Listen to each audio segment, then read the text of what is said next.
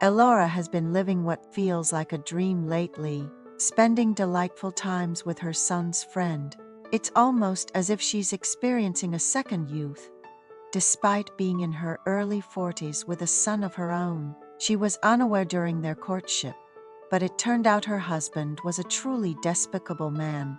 He took pride in coming from a wealthy lineage and believed that money could solve any of his mistakes.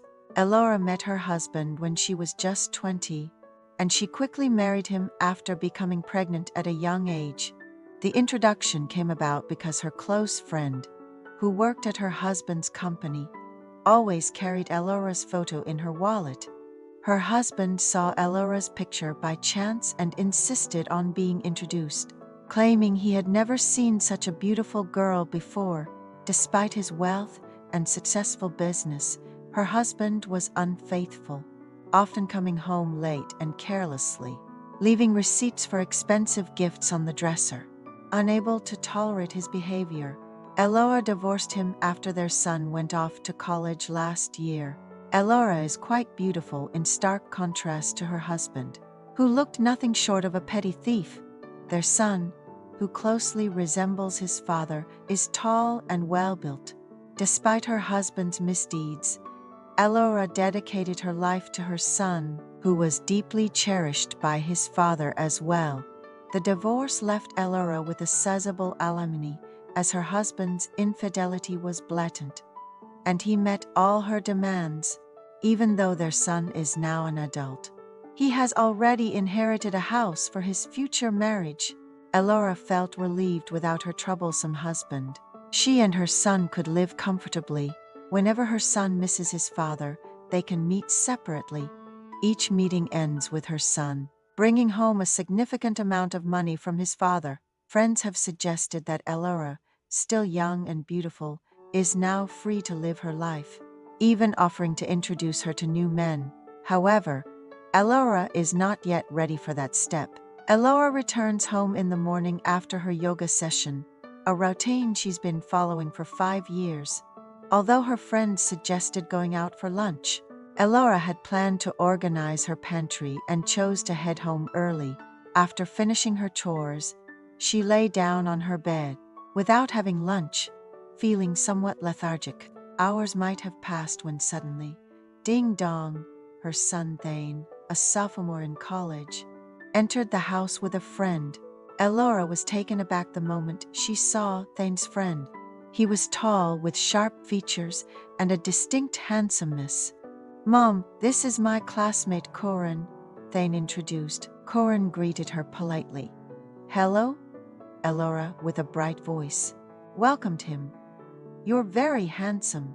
I'm glad to meet you. Stay and play as much as you want. I'll make you some food."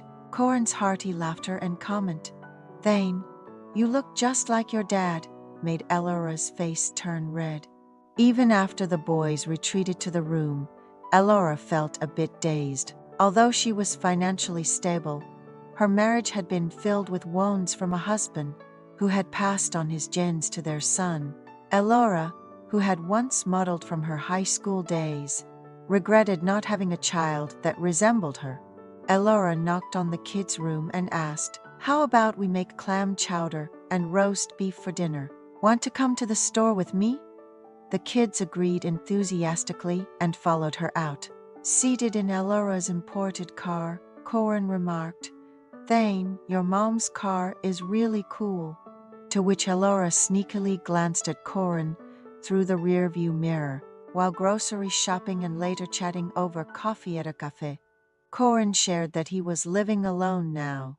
His father had passed away in middle school, and his mother had died earlier this year. He mentioned living close to school, and when asked about his apartment's condition regarding water supply and temperature control, he brightly smiled and said, "Yes, it's nice because it faces south." Although Corin smiled, Elora started to worry about him. Back at home, the three prepared roast beef, clam chowder, and a salad, enjoying wine which lifted the spirits. Elora shared that she met her husband in her freshman year of college and got pregnant, which prevented her from returning to school. Her son mentioned, "Mom, Corin is the most handsome guy in our department and is extremely popular. Do you know how nice the girls are to him? He got the most flowers on Adults Day, haha." "Corin, do you have a girlfriend?" asked Elora, to which he replied, "Not yet. It's only been 3 months since my mom passed away, and I still miss her a lot. I can't really focus on anything." Elora thought she needed to take more care of Corin. It must be really hard. "I've heard losing parents is something you never get over. Hang in there, Corin," she said, looking at him. Corin forced a smile and continued eating. Thane asked if it would be okay to have Corin over more often, and Elora laughed, saying, "Of course, why even ask?" Though Corin was offered to stay the night, he mentioned he had things to do at home and left. Thane shared more about Corin with Elora, who was already curious about him. She learned that Corin was renting a studio near school and working part-time jobs during his free hours to pay the rent. After his father's death, there had been debts, which were paid off by selling the house after his mother passed away, leaving him with about $10,000. This money went to his studio's security deposit and rent. He had considered taking a risky job that paid well a month ago, but was advised against it. Hearing this made Elora worry even more. Elora's house had 2 floors and 5 rooms. She wanted to offer one of the guest rooms to Corin and asked her son if that would be okay. Her son said, "Do whatever you think is best, Mom. I'll talk to him." Despite looking almost like a celebrity, Corin is really genuine. Throughout their marriage, Elora never had a night free from arguments about her husband's infidelities. She was constantly worried that Thane would find out, though he eventually did.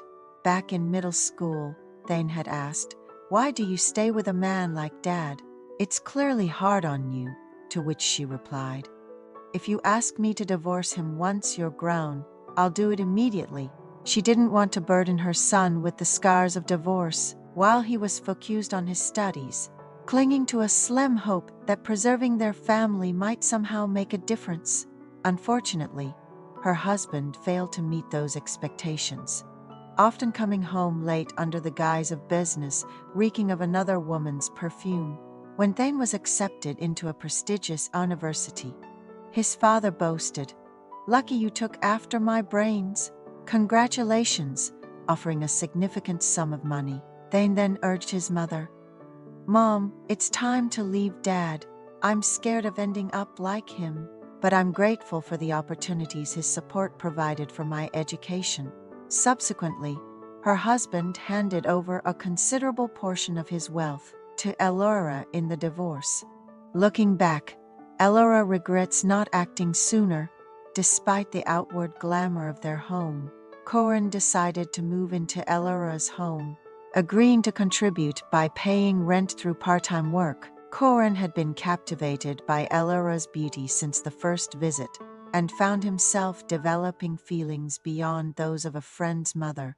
The thought of leaning on Elora for support became appealing, especially after sharing the loss of his own parents. He longed to stay with Elora if possible.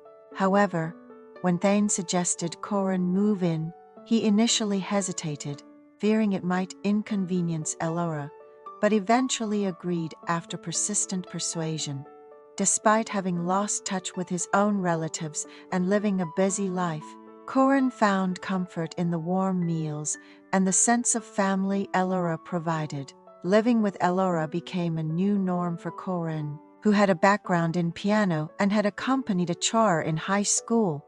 One day, while playing the grand piano at Thane's home, Elora expressed a desire to learn, prompting Corin to start teaching her. "Corin, I should pay you for lessons at the going rate," Elora said, to which Corin replied with a laugh, "Then, I'll have to check what that is." On the day, Thane went on a trip with middle school friends.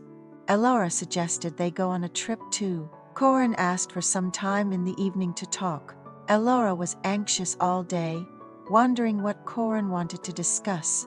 That evening, Corin arrived with a cake, Elora's favorite steak, and a ricotta cheese salad, saying, "It's your birthday. Why didn't you tell me?" It seems my son had forgotten his birthday and was planning to let it quietly pass. But it looks like he saw the note I left on the calendar. We ended up making dinner together. "Make a wish before the candles go out," he said with a laugh, and Elora replied, "My wish is to live happily with my boys." Corin said, "Thank you for always being so kind to me. I want to be your man today." Elora was happy they were on the same wavelength but couldn't show it. They spent a great day in Elora's bedroom. Corin was skinny but very healthy. In fact, he said it was his first time.